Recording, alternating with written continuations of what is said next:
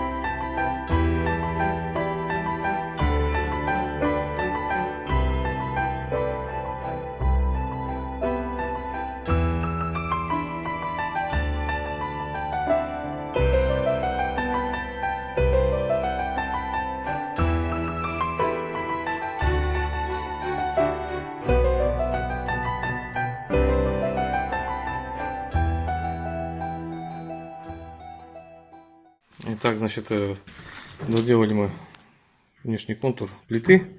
На отворении уже у нас будет вставать плита. То есть плиты у нас две вот так будут стоять.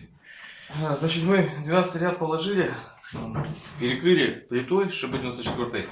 Внутри сделали футировку шибы 8 кирпичом. Также сделали небольшой срез, чтобы плиту будем класть непосредственно на шамот. И у плиты имеется ребро жесткости, то есть чтобы ребро жесткости нам не распирало кладку, мы под него немножко тут 45-й срез сделали. А здесь мы под него просто сделали выборку в кирпиче, в том и в том. И положим мы сплошную цельную плиту, стыковочную, рубцовскую. Хороший вариант, то я себе клал, у меня немножко треснул. Я не знаю. Они продаются вроде как по половинке, можно заменить. Футировку колпака мы сделали полностью. Дальше у нас пойдет летний ход. То есть задвижка будет чуть повыше. И еще несколько задвижек, чтобы газы двигались по летнему режиму. Так, значит, сейчас буду закрывать колпак. Прямо на футировку буду ставить шамотный кирпич. И оставлю здесь, значит, для летнего хода выше будет стоять вьюшка. Ну, задвижка. ЗВ3 называется. Для мерцания этих ламп.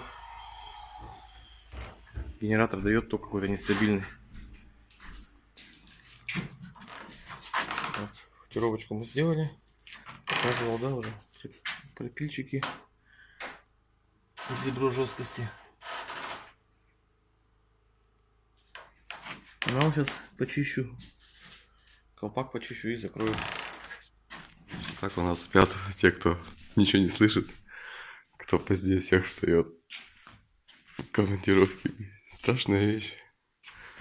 Итак, начинаем третий рабочий день. Я и Егорик уже готовит площадку для станка. Приходится все заносить. Все генераторы у нас вот стоят. Капец. Это пиздуха. Да, еще затащить генератор.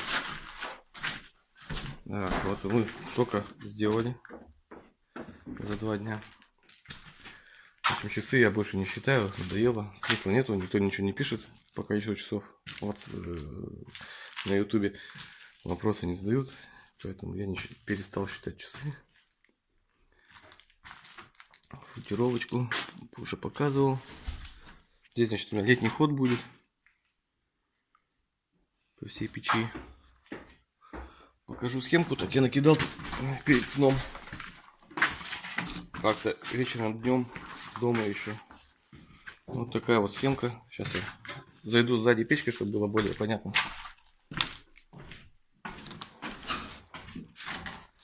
То есть вот мы стоим сзади к печи. Вот моя схема. То есть вот у нас 10 витков колпак, дверка, прочесная дверку с другой стороны поставил. Вот пошел подъемный канал, второй колпак, подъемный канал вверх, тут задвижка, в трубе задвижка, ну и щиток с каналами. Так, в общем, кирпич, который будет... Ну, в общем, смотрите, вьюшка ставится, и вот кирпич, который стоит на футировке, он уже будет подниматься. Поэтому здесь у меня сделан пропил ниже уровнем. Сюда я кладу каолиновую вату, а вьюшку я мажу только здесь и там. То есть вьюшка у меня будет ложиться сюда раствором и сюда. То есть, и здесь я тоже заполню. То есть смысл в том, что когда будет подниматься футировка, вьюшку не заломает и ничего с ней не сделает. Потому что у нее будет свободный немножко ход от этого кирпича. То есть смотрим, да, вьюшку я поставил, вот этот зазор говорил, что у меня вот этот кирпич, который на футировке, будет расширяться и будет сюда поджимать к вьюшке. Поэтому вот это место нужно делать через вату. Вот тоже у меня вата. Вьюшка у меня по сути лежит на этом кирпиче и на том, то есть на внешней кладке. Дальше, значит, у меня здесь будет подъемный канал. И это место я сейчас тоже перекрою. То есть у меня здесь на это место тоже опираться кирпич не будет. Я сейчас здесь клинышком его закрою. Круто сделаю. Перекрою. И здесь у нас получается высота осталась 70 сантиметров, 10 рядков.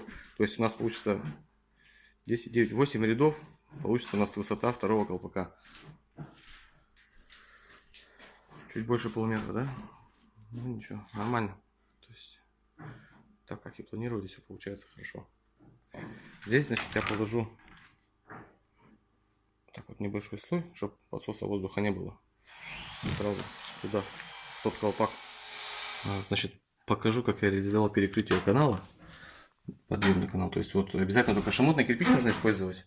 Вырезаем 6 сантиметров, делаем, вот это элемент я называю гэшечка, делаем гэшечки, ставим сюда клинышки и перекрываем клином, соответственно.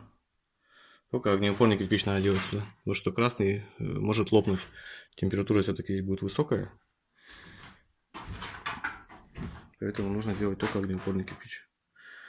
По поводу прочистки, дверку не стал ставить, здесь вот у меня прочистное. Закладная под прочистку, то есть можно будет потом выковырять лет через 20 и прочистить колпак. Так, покажу, как мы перекрываемся.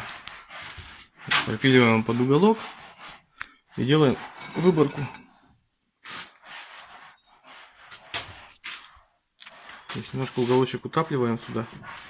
В этот кирпич тоже выборку делаю. И уже потом перекрываем. Паттай называется, способ паттай. Итак, ребята, всем привет. У нас 4-й день. 2 дня мы взяли тайм-аут. Была жара 32 градуса, просто невыносимо. Ехали сейчас на объект, парни зашли за сигаретами на Болтыме в какой-то магазин. В общем, втюхали им какой-то болты, опал, ту 134 какие-то сигареты советские. Сказали, больше магазинов нет на селе. Значит, вот 3 дня за плечами. Кто курил сигареты опал, ставим лайк. Как и пишем, что там есть какая-то поговорка была: опал, чтобы отпало. Так, в общем, вот шамотный кирпич, клинышек, колпачок. Здесь надо почистить. Что парни не почистили. Ладно, сейчас скажете, мастер должен сам все чистить. Сейчас я все сам почищу. Решили, значит, сделать здесь большую полку, а потом сверху заказчик закроет нишу, чтобы, ну, прямого-то не было просмотра.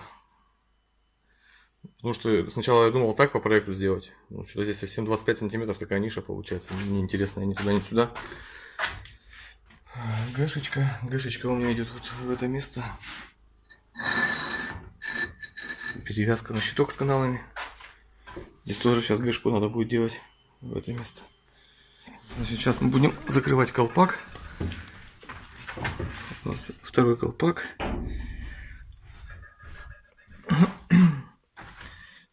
У меня канал я немножко тут увел в сторону. Мешочек, чтобы потом раствор стянуть вниз. Сейчас 2 выступа будем делать.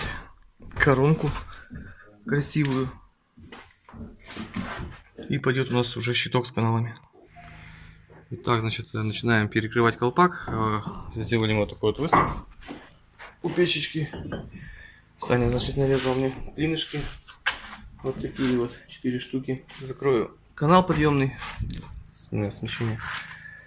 И, значит, закрою колпак ими.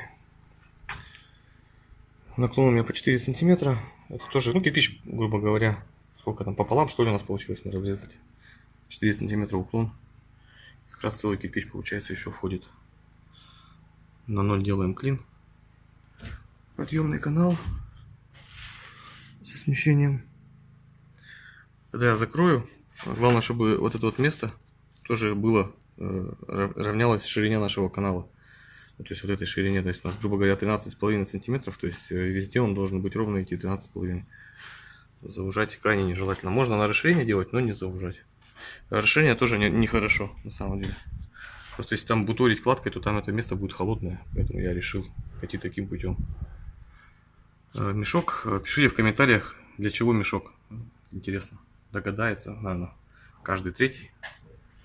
Для чего используем мешок. Колпак очищен. Готовится к закрытию. Значит, вот я закрыл колпак. Закрыл, сместил подъемный канал. Вот так это все получается культурно. Никаких внешних швов, никаких четвертинок, чекушек по внешней кладке нет. Все гармонично выглядит. Как вы перекрываете такие моменты? Пишите в комментариях.